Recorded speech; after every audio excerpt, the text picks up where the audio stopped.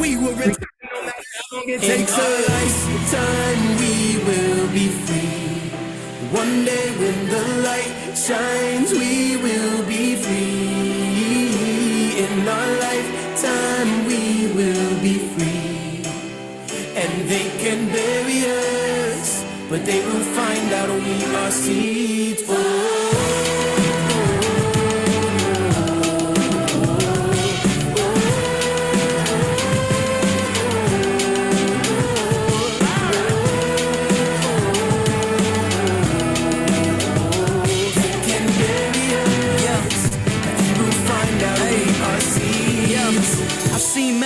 I'm grateful to be alive. You appreciate life when you survive a genocide.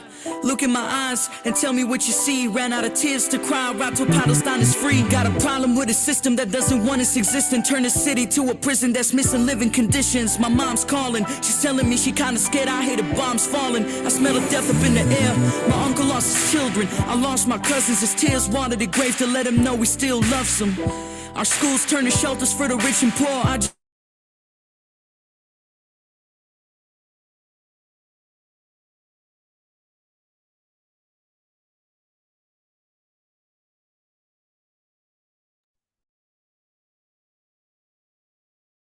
Hello, greetings. Happy day to you. We hope that you are sincerely doing well. We're glad that you are joining us for this week's episode of Our Ancestors' Voices, a weekly program sponsored by the All African People's Revolutionary Party.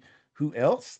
And this week, our very important topic, Zionist Israel, the lie that keeps giving. Zionist Israel, the lie that keeps giving. We'll be talking about all of the lies that surround the Zionist movement, starting with the myth that Zionism and Judaism are one and the same. They are not. So that's what we will be talking about today. We're glad that you are here to join us, and we give honor and respect and thanks to the indigenous people of the Western Hemisphere. Very important to acknowledge that struggle. I have mentioned many times on this program, I teach self-defense classes on Thursday night. And what we're doing with that is all of the people that come and participate, each week we ask a new person to bring an article that we can discuss, trying to institutionalize the concept of political education. And it's been going very well. People bring articles every week. And the person that brought an article last Thursday, this past Thursday, brought an article that was centered on indigenous uh, culture and quoted a lot from John Trudell, who Shakur plays often on the intro to this program. Trudell was an indigenous activist who was one of the national leaders in the American Indian movement. He's made his physical transition. I had the privilege of bodyguarding for him once, and just honoring people like John Trudell, who uh, did their best, I believe, to represent the indigenous struggle with integrity and truth.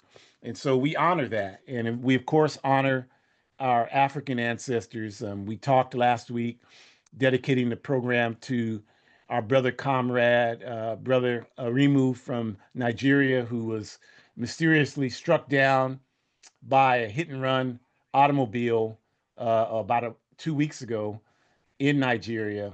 A very committed and conscious cadre in our revolutionary Pan African struggle. And just looking at the pictures the comrades sent over of his life celebration, there were tons of people there who came out to commemorate him this past week at the ceremony, as there should have been, because he was a warrior for Africa, a warrior for human justice and dignity. And now he is an ancestor. So we are just so honored to have had the opportunity to meet him and work with him some when we were over at home in Africa, and just inspired to continue to do what he would have done, continue to wage the struggle to the best of our abilities. So we just start, as we always do, by just the brief introductions for those that may not be familiar with us, or those that need a reminder of who we are. Our Ancestors' Voices is sponsored again, by the All African People's Revolutionary Party, the AAPRP. And the APRP is a revolutionary, independent, mass, Pan African political party based in Africa. And our objective is Pan Africanism, defined as one unified socialist Africa. We had within the APRP yesterday, we have regions, we have chapter regions, and we have several regions throughout Africa. We have Europe as a region, and we have the Western Hemisphere. So we had our Western Hemisphere meeting last night, and a lot of people attended on a virtual platform. And we had the youth organizers who attended the Pan African Youth Festival in Nguka in Burkina Faso give reports, and very inspiring. You know, we had, it was a Pan African conference with representatives from 30 countries throughout the world, Africa and the diaspora, including the United Snakes of America. And the young organizers were talking about how it was important to for them to learn the distinction that everybody that says Pan-Africanism is not saying the same thing. And we do our best to reiterate that on this program all the time. Pan-Africanism for us is not just Black people unified, quote unquote. It's not just uh, Black people, quote unquote, some nebulous unification across the world without any type of class analysis attached to it. Pan-Africanism to us is the total liberation and unification of Africa under scientific socialism. That's what it is for us. It's a total nation, class, gender analysis of our struggle. So that's just always important to point out. And they had the opportunity, all of our organizers on the ground that participated in that great conference, to push that line, as we often do in the work that we do. That's probably what we are tasked to do more often than anything else. And of course, the strategy to achieve Pan-Africanism was illustrated in that FIPAN conference in Burkina Faso, as we had organizers there on the ground from various Pan-African formations who agree that the objective is one unified socialist Africa, as Kwame Nkrumah outlined in the Handbook of Revolutionary Warfare. We had people participating in Burkina Faso who were AAPRP members, in Niger, from Niger, who were AAPRP members, people from the Democratic Party of Guinea, who is a sibling sister party to the AAPRP participating, people from the African Party for Independence of Guinea-Bissau, the PAIGC, who are sibling party to the AAPRP, and so on and so forth. So all of this took place, and these are putting the pieces in place to build a worldwide fighting force that will stand up and walk over the chests of international capitalism and imperialism. And we don't care whether you think it's possible that we'll do that or not. We know that we're going to do it. And if you don't believe it, you'll just wake up one day and we will be walking right over your chest. So that's what our objective is. And this program, Our Ancestors' Voices, is hosted each week by myself, Ajamu, and my biological and ideological daughter, the doctor, Shakur Umi. So to get us started, I'll turn it over to her. Thank you. Appreciate you. And apologize, Baba Jamu. I got caught up with those lyrics. My apologies, everyone. Yes, so on that note, continuing to uplift our comrades who are fighting to reclaim, occupy Palestine. I have to say, this is one of my most favorite seminar topics because it bears repeating that there is a very strong founded and grounded relationship between the African struggle, the Palestinian struggle, even so much that more people are starting to talk and speak using terms and phrases such as Occupy Palestine. It really warms my heart and it gives me hope that we are coming into the horizon of understanding that this is the only side that we can be on in terms of understanding land reclamation, land ownership being re-earned and taken back. And, you know, part of that conversation includes us really digging into settler colonialism, right? So thinking about what that definition could mean we have to think about how there is some type of force from one country that invades another country and takes over any part of the country's functionality, meaning the political functionality, the economic functionality, the social functionality, ramifications, mechanisms, anything that falls under those categories of the invaded country, meaning the country that was invaded no longer has the ability to determine or decide political, economic, social mechanisms because the dominant country has now taken over, right? And because of that, that dominant country maintains the control to continue to decide what happens to that invaded country.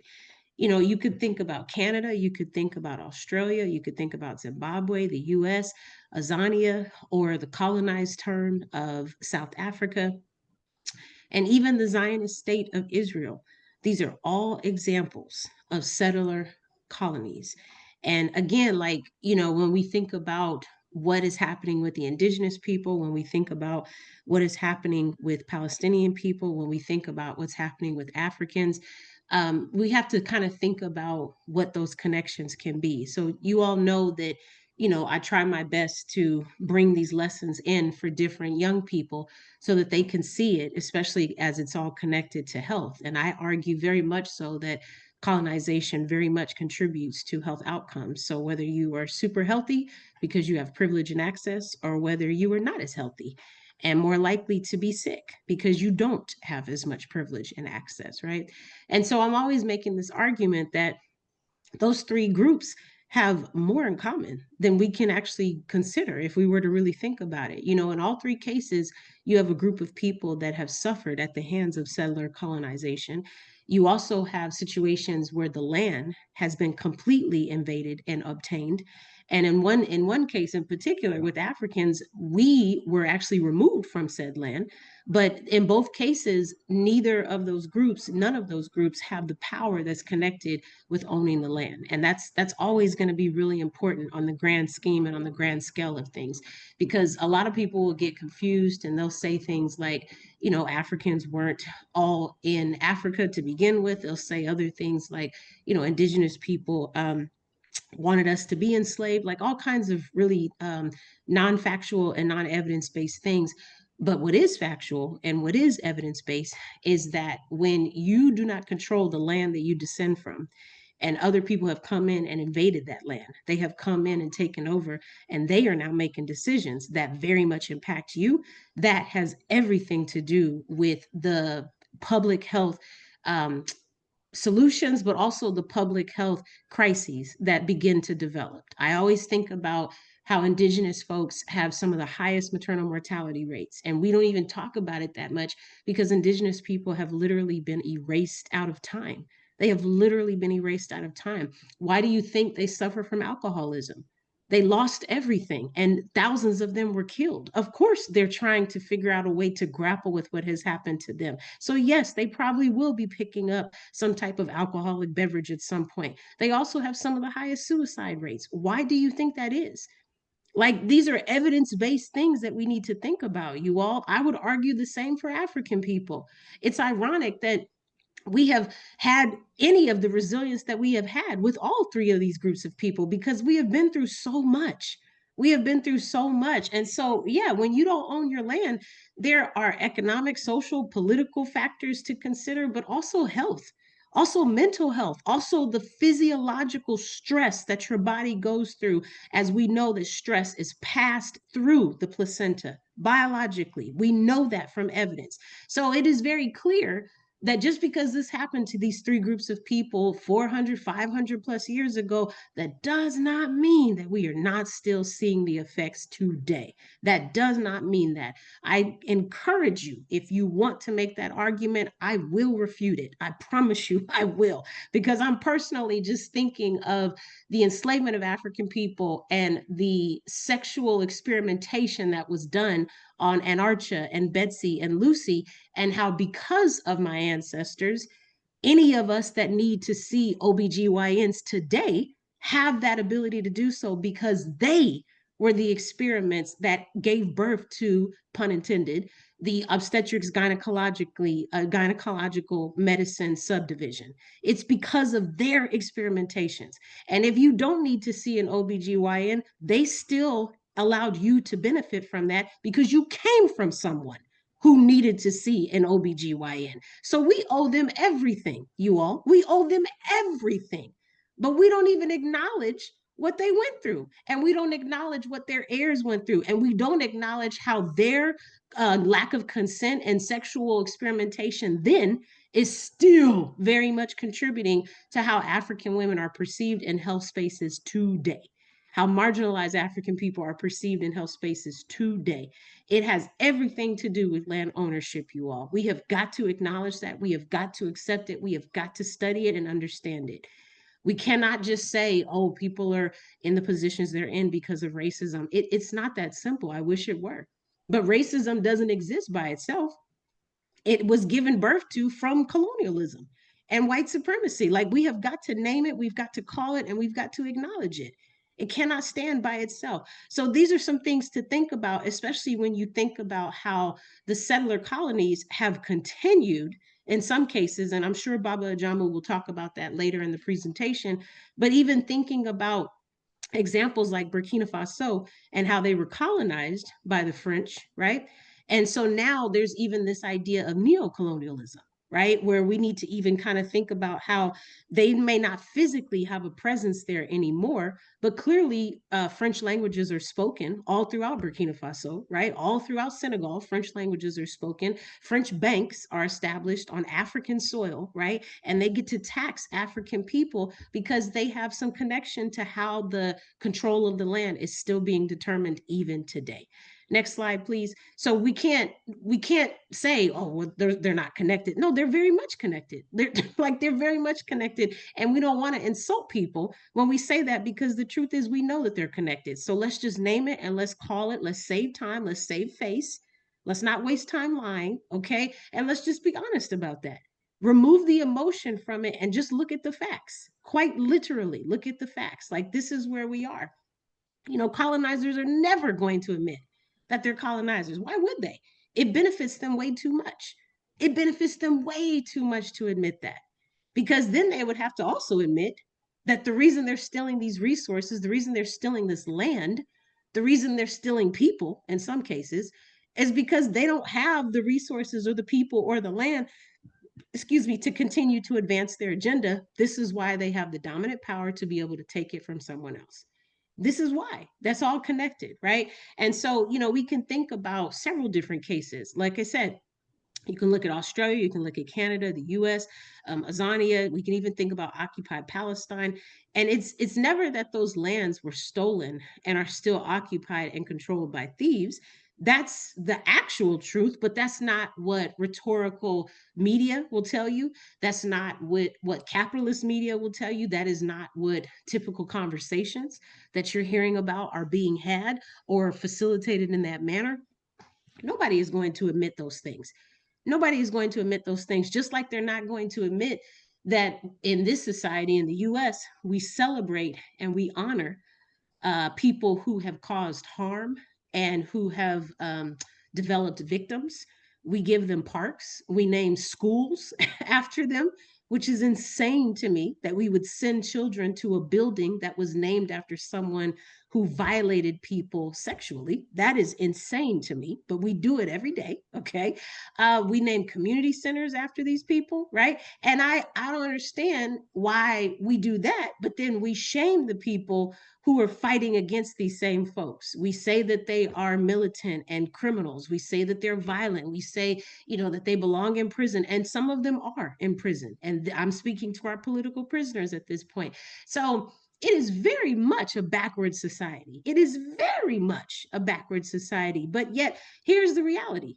The truth is hidden. Okay, that's why we're going to have to take responsibility and dig deeper to find it. This is why we always say that you have to increase your political education. To take it a step further, we also say that if you are interested in increasing your political education and you are an African, then we strongly encourage you to join the All African People's Revolutionary Party. We have a very concrete political education process that is separate from the larger committee that we have access to, where they offer seminars and things like that that help us increase our PE. But on top of that, we have a work study process, because a lot of these issues we are not knowledgeable enough to understand and articulate, and therefore develop solutions to the current problems. This is why we need to do our research, we need to educate ourselves, and we need to go back and read from trusted sources, you all. You can't just read from anybody, because we just told you that the system lies to you constantly. So you got to be selective on who you receive information from. You have to learn to be critical. You have to learn to dissect the information to make sure by cross fact checking that it is accurate and correct. You have every responsibility to do that. You cannot trust that any information given to you is valid. Even the seminar today, you should be cross fact checking it. You should be doing that, because this is how you develop your brain muscles. And more importantly, this is how you affirm that you have the ability to know that you're receiving information from a trusted source, which means you're more likely to relax, because now you know that this information makes sense because it's legit, versus having to wonder whether or not the people are actually being honest with you. Like, there's so much to be said with that. The colonial narrative remains that the colonized need civilizing, and that the colonized are better off with their colonial masters in charge of their lives. This is what people are saying, you all, that colonization is a benefit for people. This is what people are saying, that people who are colonized have every reason to give thanks to the oppressors that took over their land, that took over their language, that took over their will, that took over their clothing, that took over the foods that they ate, told them they had to start eating new foods that had nothing to do with their culture, shamed them and beat them if they still spoke their native language, did not allow them to name their children traditional names that connected with their culture, because that was going against the colonization. And instead, it was encouraged that we assimilate and that we fall in line with the new forced culture that has been put upon us. You can't tell me that there are not extreme ramifications from that. You cannot tell me that. And I know you don't believe that. I know you don't, because that's absurd. That is absolutely absurd. If it weren't absurd, then why are there countless examples of people who are resisting all over the world because they are sick and tired of being sick and tired? Come on. Like, we got to think a little bit deeper about this. These colonizers in the picture here invaded Azania. Okay. They walked in and started taking over when that had nothing to do with their land. And because they invaded it now, and again, the colonized term for Azania is South Africa, but that is not the actual name of the country. So please do your research and understand that Azania is the correct name. So they colonized, they colonized and invaded Azania. And now that the Africans are fighting for justice, this is exactly what I'm talking about, fighting for justice after 500 years, they have fled to the US. So these Europeans have now left Azania and now they have come here to the US claiming you all to be victims. How you going to be a victim when you cause somebody else to be a victim? Because you walked into their space and said, yeah, you got to get up out of here. Again, backwards. But if we don't know the tales and the stories and the history and the herstory and the theirstory, then that means we will allow anybody to tell us anything. One of the most favorite birds that I have, the Sankofa bird, and the traditional African story is all about understanding that the bird is facing forward, but the head and the beak are backwards. And the saying goes that the bird is facing forward because the bird understands we need to move forward for progress to occur. But the bird's head is facing backwards because the saying also goes that in order for us to move forward, we have got to understand what we have come across behind us. We've got to learn from the mistakes, from the experiences, from the challenges that we had, so we do not repeat them. But more importantly, because there are lessons there that can help make us stronger. So the bottom line is, if you have somebody coming into your space telling you that you need to get up out of there and you need to learn a new language and you need to start wearing new clothes and you need to have different religious practices and different beliefs and you have to start changing everything about who you are and erasing your entire identity. And then when I have the nerve to fight back and tell you I don't want to do that, that's not okay with me, Then you go to another country and say, oh my gosh, they pushed us out. And we celebrate that? Why? Why do we celebrate that? We've got to dig deeper into that, you all. The very reason that Sankofa exists is because we have to take responsibility for the information that we want to have. And so as I prepare to close, we have to think a lot more deeply about that, you all. We have every responsibility to do that. We've already given you the seminar on Indigenous Peoples Day. We know that November is around the corner. We want to encourage you to continue decolonizing the language. You should challenge yourself to see how many times in the month of November you cannot use the traditional term for the holiday, and instead, what undecolonized terms can you use instead? How many times can you say unthanksgiving? How does it feel when you say it? Is it something that you could possibly get used to? Is it possible that you could say it at least once per day for the entire month of November as you continue to pay homage to the indigenous people?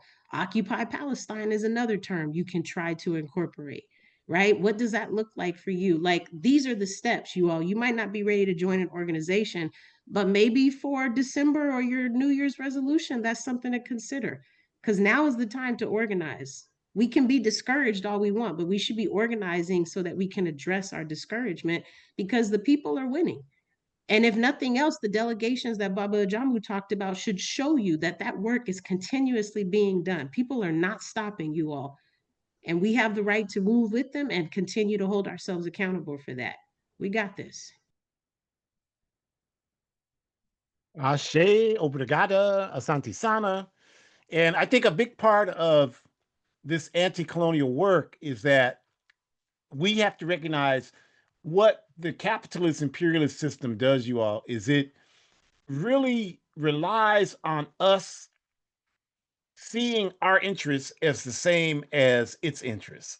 So Shakur, we got to be careful. Like, we can't say we did. We didn't do any of that. We didn't do any of that. We have nothing to do with that. Like, we don't have anything to do with what these people are doing. We're fighting against what they're doing. So, those of you out there, when you say that, like, we bombed Iran, like, you would, if I put a gun to your head, you wouldn't know how to find a bomb that could reach Iran. So why are you claiming responsibility for that?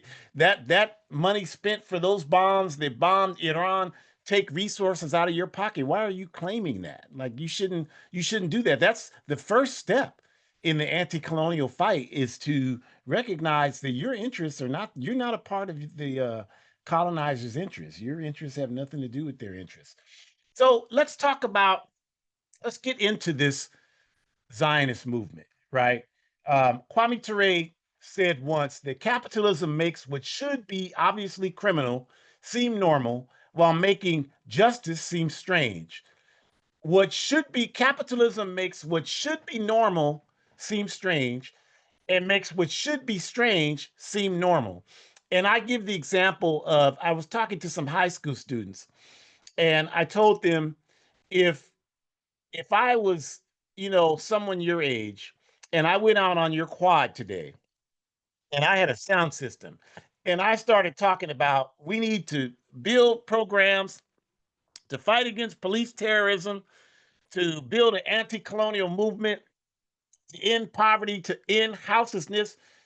I told them 99.9% of you would walk by me like you didn't even see me or hear me, even though everything I would be talking about should be normal. But because this capitalist imperialist system makes wanting to stand up for humanity strange, you would feel like it was strange to listen to me and talk to me, so you would ignore me. Whereas if I took that same sound system out on your quad at your high school, and I had music, and I was talking about the B's and the H's and the N words, a lot of you would run up to the stage to move to the beat and try to imitate what I was saying. Whereas that's really strange, but it's been normalized. So what really is strange is ignoring the fight for justice and human advancement. But that's been, seeing that struggle as strange has been normalized. And what should be strange, like dehumanizing ourselves, that's been normalized. So that's what Kwame was talking about. And, Zionist logic is a great example of this, because the supporters of the Zionist movement, like they used the Holocaust. The Holocaust happened during World War II, of course, in Nazi Germany. The Third Reich was in power there, and they murdered approximately 12 million people. They were primarily, most of those folks, at least half of them, were documented to be people who were identified as Jewish people. The other 6 million were Arabs, were Africans, were other people who were deemed non-essential by the racist Nazi regime, right? People who had physical challenges, all of those folks were the people that they annihilated in Nazi Germany. And so what the Zionist movement has done, though, is it has used the Holocaust to cover for its 100-year effort, 140-year effort now, or 30-year effort now, to steal land from the Palestinian people. And this is what Malcolm X was talking about when he gave his speech in 1964 in Egypt. And he talked about the Zionist argument to occupy Israel's present occupation of Arab Palestine has no intelligent or legal basis in history. What Malcolm was talking about is that the Zionism is a political movement that has nothing to do with religion, that started in 1897 with a conference in Basel, Switzerland. That's where the Zionist movement had its organizational origins. It had nothing to do with religion. The person who convened that conference was a man named Theodor Herzl, who, in his own memoir, you should read it, I have, stated unequivocally that he was an atheist. And an atheist means you absolutely do not believe in God. So you cannot, if you understand that, claim that the Zionist movement was rooted in faith. It was always about building a political movement that would generate political power. And the way that these people recognized that they could do that was by identifying a country that they could build up that could be an international ally to international imperialism. And they would use faith as cover to justify their illegal occupation of those lands. So Palestine was not even the original country that they chose. They had a number of countries they chose. One of them was Uganda. The reason why they didn't choose Uganda for the Zionist state of Israel is because it was landlocked. If you look at a map, now Uganda's in the center. It's Central Africa, and there's no major waterways there. They wanted that, and then they chose Venezuela, but there were other problems. They chose some other places, but they decided on occupied Palestine because one of the main reasons, because that's one of the major shipping routes in the world. And they knew that if they could establish a state there, they would certainly gain the support of international imperialism, who wanted to have a strong ally in that region, in the Mediterranean region. And that's why when you look at the main shipping routes from east to west have been occupied by settler colonial regimes. In the Mediterranean region, it's of course been the Zionist state of Israel. In the Cape region, it of course has been the apartheid, racist state of Azania, South Africa. So that's why they wanted to do that, is to establish that illegal regime. Zionism, the movement that started in 1897 in Switzerland, has absolutely nothing to do with the Judaic religion, the Judaic faith. And they will call us anti-Semitic for saying what I just said, but the faith of Judaism has its roots in Africa. Even if you look at your Bible, even if you look at Old Testament Bible, and you look at the book of Genesis, verse 2, chapter 2, verse 13, rather, it talks about the establishment of, Adam and Eve and that story. And it starts, the first country mentioned in the Bible is Ethiopia. If you have an Old Testament, it'll be identified as Cush with a K or a C. And if you look up the meaning of Cush, that is the land of dark people. So that's what it is. That's where the dreadlocked, so-called dreadlocked hairstyle comes from, which is talked about in the book of Revelations in the Bible, where it talks about Jesus having hair of wool. That's why people lock their hair, because of this historical origin of, those regions in Africa. So we're not anti-Semitic. I mean, the definition in the Bible, even your colonial Webster's dictionary of Semite is an Asian, African, Arab people. So that's just not serious to call us anti-Semitic. We're making the point that Zionism and Judaism are two completely different things. There are many Zionists who are atheists and have no faith in religion. There are many Jews who are anti-Zionist. Many Jews are anti-Zionist. So you have to understand that to start, that Zionism and Judaism are not the same, because the Zionist movement has worked very hard over the last 130 years to convince you that they're the same thing. And as a result, any criticism against the Zionist state of Israel, they will label you anti-Semitic. So these Ashkenazi, which means European Jews, label any criticism against the illegal state of Israel as anti-Semitic. And as I mentioned, when Semites are colonized people, without question. All of your, if you know people, you should ask them, do your own research. They say, well, I'm Jewish. That's my ethnicity. There is no Jewish ethnicity. That's a lie. That's another lie. There's no such thing as a Jewish ethnicity, just like there's no such thing as a Muslim ethnicity. There's no such thing as a Christian ethnicity. These are faiths that have people from all ethnicities that belong to them. And if you don't believe that, because I know that that goes against everything you've been taught, all you have to do is when you encounter Ashkenazi Jews, just ask them, where is your family history from? They can't tell you, well, it's from Jewish land. There's no such thing. They have to tell you. If you ask them, they will tell you, well, my family's from Russia. My family's from Poland. They're from Romania. They're from Ukraine. That's their ethnicity, you all. Their evidence is right there for all to see. All you have to do is dig and do the proper research. But what they've done is convince you that Judaism is an ethnicity, and if you believe that, then that gives them the cover to justify claiming occupied Palestine as their very own. But we're not confused. We're not going for that. That's not true. This region of the world that we're talking about, where Palestine is, all the people in that region are of color. The people in North Africa are Arab and African. The people in the Middle East are primarily Arab. There's no European country in that entire region. If you go to South Asia countries, like you start with Iran and Iraq and Afghanistan and Pakistan, and you go that direction east, none of those countries are European countries.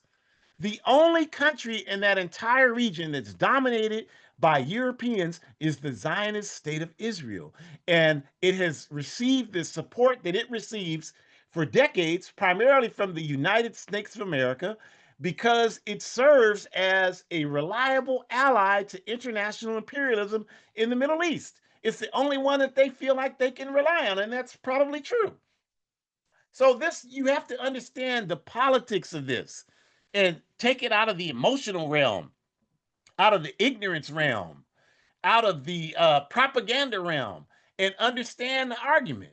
Like, I've argued with these people for 40 years.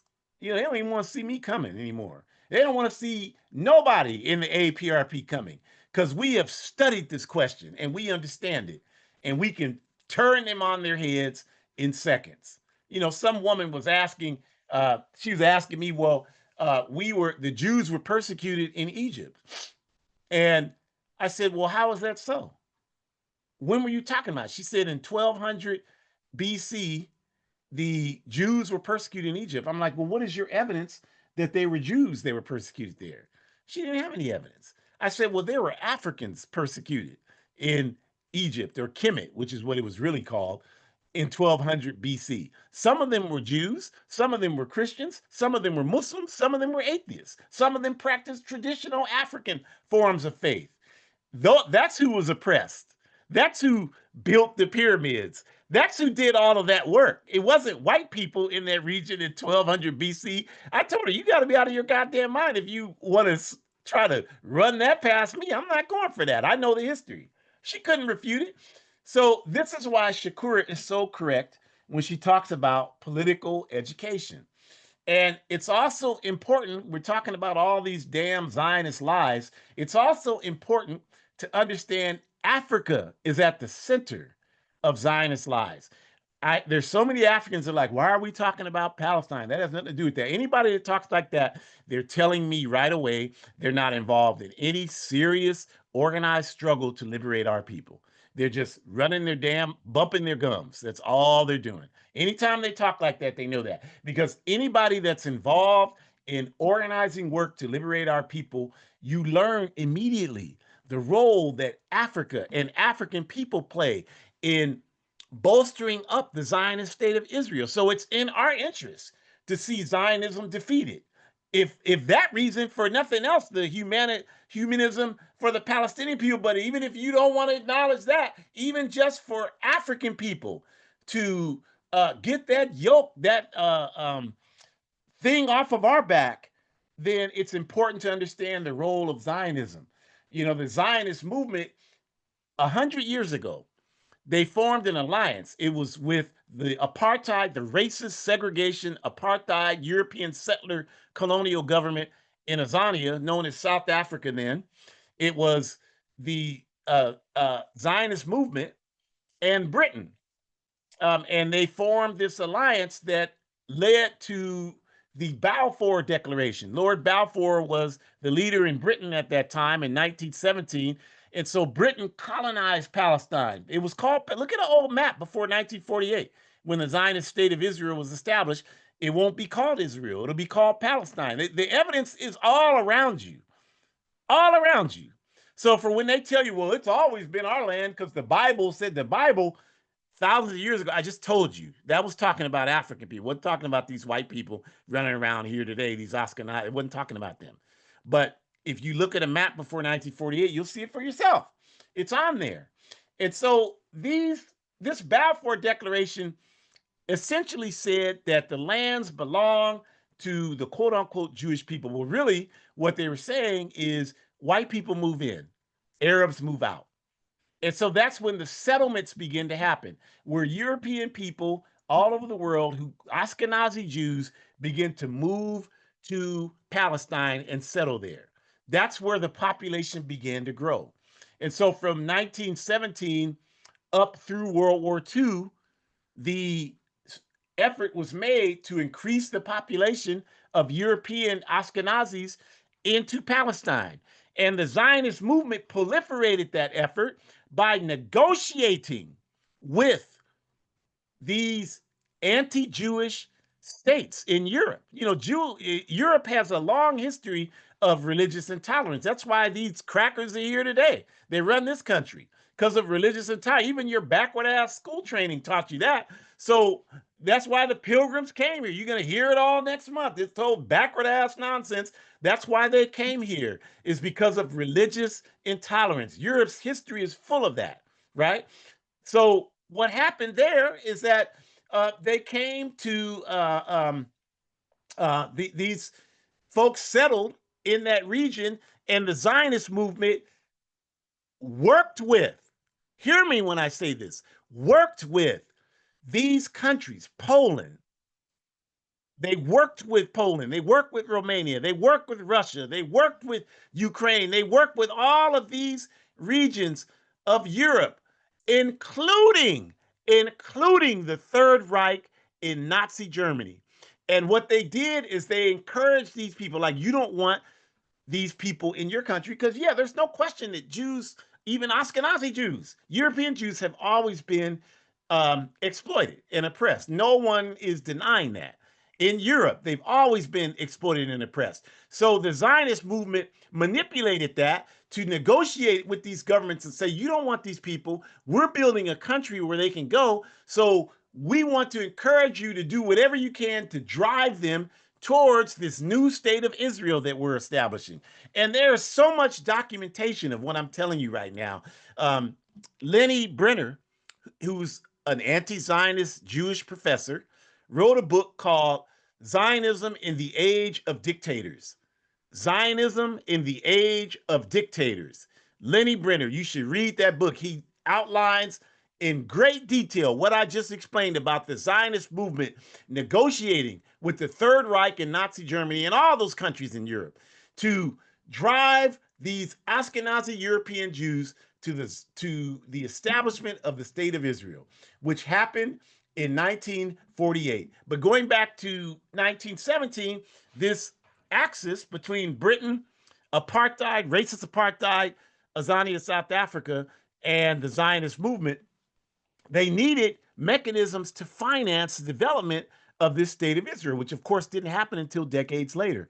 And one of the most important things that came from that alliance is the racists in apartheid were exploiting the diamond industry. The De Beers Company, which was founded by that old cracker Cecil Rhodes. You run around here today, I'm a Rhodes scholar. That he was nothing but a racist colonizer. I don't know why you would even want to claim that. But that's what they did. They established De Beers, and they've been stealing the diamonds out of Africa ever since, for 100 years. In fact, there's some of the richest people in Africa today, the Oppenheimer family, Europeans, from the theft of diamonds that they've gotten through their De Beers Corporation. So what happened there is they began to establish the shipment of these mined diamonds to the Zionist State of Israel to be polished there. And even today, in 2025, polished diamonds serve as one of the main economic foundations of the Zionist State of Israel's economy. You can look this, these are things you can document. He on there lying. Okay, well then reopen a goddamn book and read it for yourself. This is easy information to document. And the Zionist State of Israel produces up to 40% of the polished diamonds in the world. You know that wedding, that engagement ring you bought, that wedding ring you bought, that chain you bought, that bracelet you bought, that watch you bought, all of them were produced from the blood of our people in Africa and through the exploitation in the blood of the Palestinian people through the Zionist State of Israel. That's why we're anti-Zionist, because it's anti-human against the Palestinian people, but it's also been built on the exploitation of our mother Africa and our people. So shut your goddamn mouth telling us, well, that's not our struggle. You sound like a damn fool when you say that. And you're telling us right then that you don't know what the hell you're talking about. You don't know what the hell you're talking about. So this is what's happening. And as a result of that, Africans in Africa have always, seeing this exploitation, been against the Zionist movement. So there are many examples throughout Africa where African liberation movements were very anti-Zionist and provided support to Palestinian commando groups to stage their attacks against the Zionist State of Israel. When the Palestine Liberation Organization, the PLO, was founded in 1964 by people like Yasser Arafat, they were able to rely on many regions in Africa to support their efforts.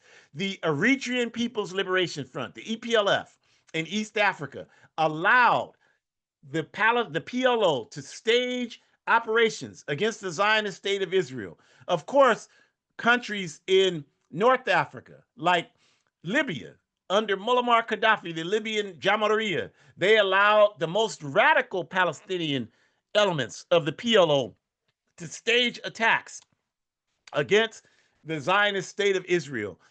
They did that. And even like in Uganda, heard of the movie Entebbe. There was one in the 70s called Battle at Entebbe or some nonsense like that. And then they redid it in 2018. Entebbe is a town in Uganda. Milton Obote, who was the president of Uganda at that time, allowed for Palestinian commandos to stage attacks against the Zionist State of Israel. And this is the reason why the Zionists began to see the necessity to engage in counterinsurgency efforts all throughout the African continent. And they did that. This picture on the screen here is Israeli Defense Forces, IDF, which is the military for the Zionist State of Israel, training Congolese military personnel in Kinshasa, in the Congo. And they've done that there, training them in Krav Maga, the fighting mechanism that they use, training them in weapons manufacturing. And what the reason why they're doing it all over Africa. That's why today, Ethiopia, they've been arming Ethiopia with millions of dollars of armaments every year between the Zionist state of Israel and the United States of America to ensure that Ethiopia would serve as the imperialist police force in East Africa to protect the interests of international imperialism, particularly that of the Zionist state of Israel. That's why they're backing this backward ass neo-colonial president in Ethiopia so hard. That's the reason why they do that. And so that's why we got to understand that. And it's also the reason why Zionism has attacked African radical leaders even here in the US. Because even if you're too dumb to recognize our connection to Africa, they're not. So they know when Louis Farrakhan was younger and was, one of the primary voices against the Zionist movement, that they had to attack him. They know in the Anti-Defamation League, who is supposed to be an battle anti-Semitism, their Zionist organization here, Anti-Defamation League, we call them the African Deaf League, ADL. They published a pamphlet. Look it up. Black Demagogues and Hate Teachers. Look it up. 1991, they produced it. And they called the All African People's Revolutionary Party the most militant anti-Zionist organization in the US. They couldn't even say we were anti-Judaic because they know that wasn't true. We're against them, the Zionist movement, and they had to acknowledge that. And we took it as a badge of honor and still do. So we have to sift through all this to get to the truth because their lies are so, all encompassing. I know it's hard for even a lot of you who are seeking truth to see through it. They got you on this lie that okay, they're an ethnicity, so you can't say that they can't if their ethnicity and that's their ethnic home, you can't say that they don't have a right to return there. They got you on that one. They got you on this lie that Hamas is the terrorist group and they captured all these people on October 7th, 2023, and that's the problem. Look, Shakura, if you tuned in early enough, Shakura was playing the artist that was singing, and most of you missed it because you probably don't know the history. But the artist made a statement in the song about Shabra and Shatila. You should look this stuff up. Shabra and Shatila was a refugee camp in Lebanon for Palestinians. And in 1982, the Zionist state of Israel armed and trained the Phalange militia, who was loyal to the Zionist state of Israel. The Phalange militia existed in Lebanon, in the Bekaa Valley. It's a desert region in southern Lebanon. And the Phalange militia went into the Shabra and Shatila camp and slaughtered hundreds of Palestinian women, men, and children, and non-gender conforming people, everybody, the dogs, they killed everybody there. And they've done that consistently, you all. So you're talking to me about 5 or 6 white people on October 7th, 2023. Hey, even if they took them, they are constantly losing people. They have a right to stand up and defend their people whatever way they can because they're under siege. They've been under siege. That was 45 years ago.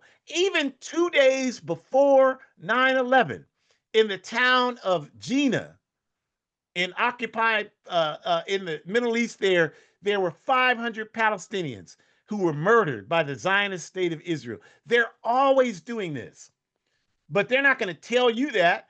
They're going to highlight it when it happens to the white people. So the many of you out here, that's terrorism is wrong no matter who's committing it.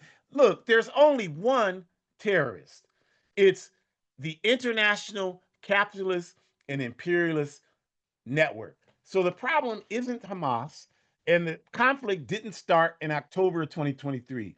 The struggle for Palestinian self-determination, just like our African self-determination struggle, just like the struggle of the indigenous people of the Western Hemisphere, All of this started with the onslaught of capitalist development, colonialism that fueled it, and its retired expansion of imperialism to build up the wealth of the Western empire. And any struggle for justice for humanity has to require that work be done from that anti imperialist framework. From that anti imperialist framework. So it is impossible to be an African revolutionary and believe that, well, we are going to get free just focusing on quote unquote black people. That's not even scientific. That there's no way that could happen. There's no possible way, because the forces who cause us all the problems on earth are the same forces that are responsible for the exploitation of the indigenous people, the exploitation of the Palestinian people, the exploitation of everybody on earth. And the only people that don't understand that, again, are people who are not engaged in the work. That's why we go so hard against people like Umar Johnson, for example. You cannot be a Pan Africanist and be pro capitalist. The capitalist system is built and maintained on exploiting African people. You cannot be a Pan Africanist and be patriarchal before the exploitation and oppression of women, homophobic. You can't be any of that and be Pan-Africanist. A lot of you listen to these people and you like, well, they saying some good things. Look, even a broken ass clock is right twice a day. So we got to raise the bar higher than that. Okay. And there has to be criteria. And the criteria is that if you are for justice for African people, you have to be for justice for all of humanity. And if you're not for justice for African people. You're not for justice for anybody but yourself. You're trying to use rhetoric from the struggle to put money in your pocket. That's what you're trying to do. They might fool some of you with that. They are not fooling us. And we thank you for joining us today for this program. And we ask you to join us next week. If you don't know, November 2nd commemorates November 2nd, 1979. That's the day that our sister Assata Shakur was broken out of prison in New York State here in the United Snakes of America. So we're going to do a program. Of course, you know, our great sister left us physically on September 25th, almost a month ago. So the program next week is going to be dedicated to remembering Assata's day and her everlasting legacy. So you won't want to miss that one. It'll be a very good program. And the QR code in the upper left, the red and white one, you can get all of the AAPRP programs. You can go to the Forward Ever shop and buy clothes that support our work to build Pan-Africanism. Go to Hood Communist and an international Pan-African blog. You want to do that. And if you're in Sacramento, come to our community self-defense classes. I know some of you take self-defense, but you don't have a community self-defense class. You're just going somewhere where somebody's teaching you how to fight. We're trying to build a community conscious so that whenever fighting takes place, it takes place in a concept of us defending each other as communities. So come on out. We do political education. We do training, physical and mental training, around you, giving you education and then training your body on how to defend yourself. So come out. It's every Thursday from 6 to 8 p.m. At 2775 Cottage Way, Unit 15. 2775 Cottage Way, Unit 15, 6 to 8 p.m. You don't need to register. You don't need to be all that nonsense. Just come out and participate. And if you don't want to do it, then tell some other people so that they can do it. And come on out. We have a lot of people that come. I'm not begging for people to come. We're just trying to build the community defense program. We need to build it everywhere that peace and justice loving people exist. Join the All African People's Revolutionary Party. You go to www.aaprp-intl.org to do that. You can watch a video and you can see what the work study process that Shakura talked about is about in the AAPRP. We strongly invite you to do that. And the QR code in the bottom right, the black and white one, is for our AAPRP work in the Sahel region in Niger and Burkina Faso. Burkina books, it's Niger books as well. We want you to go ahead and scan that QR code and become a monthly sponsor. Give what you can. There's no limit. There's no amount. Give what you can, but it's about us buying books that we can provide, revolutionary books, Kwame Nkrumah books, Secretary books, Amilcar Cabral books, Thomas Sankara, right? Robert Mangaliso Sobukwe, Steve Biko. That's what we want. Asada Shakur. That's what we want our people at home. They don't have access to, but they can't just go, they can't just order from Marcus Books like you can. So that's the only way they can get them is through programs like this. We will invite you to become a monthly sponsor so that we can begin to radicalize our people with political education. And then buy my book, A Guide for Organizing Defense Against White Supremacist, Patriarchal, and Fascist Violence, A Guide for Organizing Defense Against White Supremacist, Patriarchal, and Fascist Violence. It's unfortunately only available on Amazon, but the great news is that it's a great organizing book. I encourage you, if you have it already, form a book club and have other people get it, and call your local library and ask them to order it and put it in there. Do whatever you can to get the book out, because 100% of the proceeds go towards anti-fascist work, right? Like, we're doing a ton of work. The self-defense classes are a part of that. I have to buy materials for that. You really help when you buy the book or when you have people buy the book. So please do that. We thank you for joining us. We ask you to stay strong, stay encouraged. Come back next time. Tell people about all of these things. If you don't tell them, nobody else will. Forward ever. Enjoy the rest of your evening.